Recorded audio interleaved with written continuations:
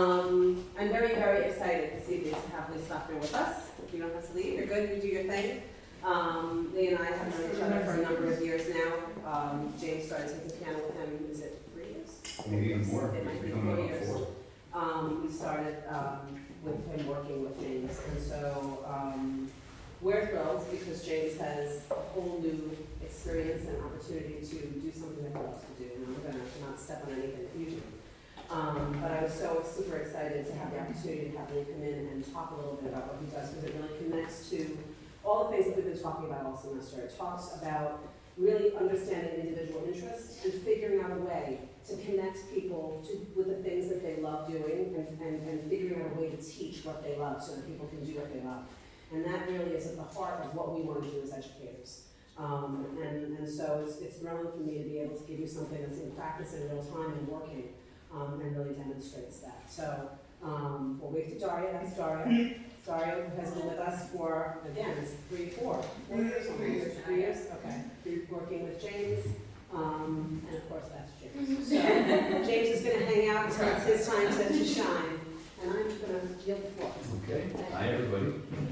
Thanks for having me. I hope not to bore everybody too much, or be too noisy with a water bottle and crap laughing right out there. Mrs. Gigante, thank you very, very much for having me. I really, really appreciate the platform, and I'm very excited to talk to everybody. As cheesy as this may sound, you guys are the future of special education, and special education is something that means a lot to me. So I hope to have a positive impact, and again, not bore you guys. I'm coming from a bit different of a place than most other people. I'm a program creator, inventor. I did not pursue a normal degree like you guys did. I'm a self-made entrepreneur that grew a business from nothing really. I just basically had a website and business cards when Monica and I first met each other a long time ago. And what I do differently than most other music teachers out there is I have a new language of music that I've created, and I've created for people that can't read traditional music notation for one reason or another. Are there any musicians in here? Raise your hand. Singers?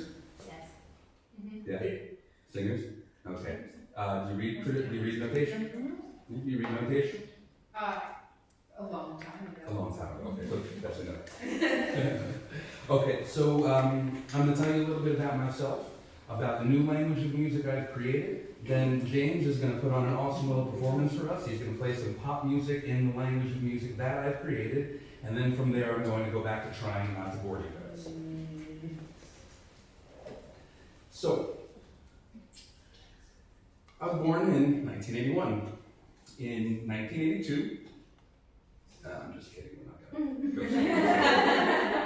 In 2006, I met a woman named Deb and her son named Chase. And Chase is the first person that I met that was diagnosed with autism.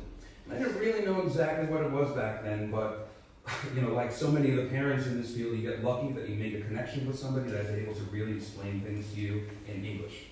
And Monica's been one of those people, Mrs. Gigante's been one of those people in my life.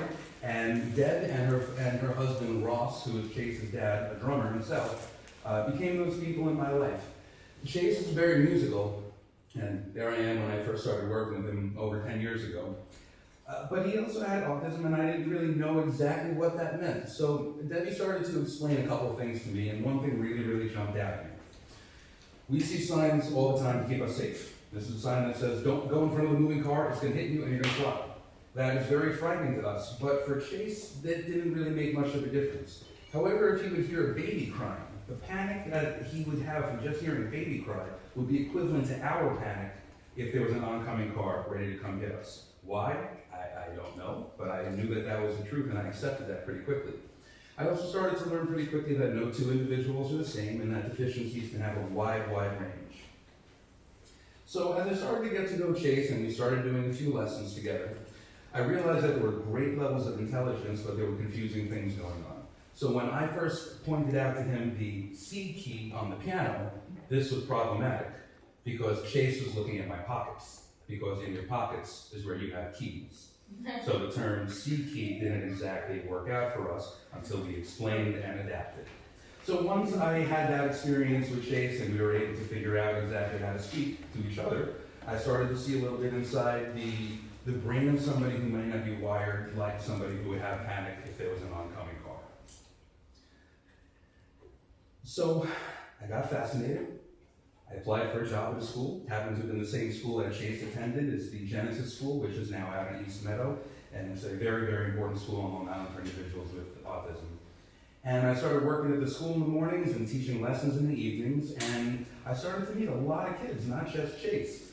Now with Chase, I was lucky because he was able to read traditional music notation. He was able to see the lines, the dots, the symbols, and spaces, decode it, and then actually play the piano using it.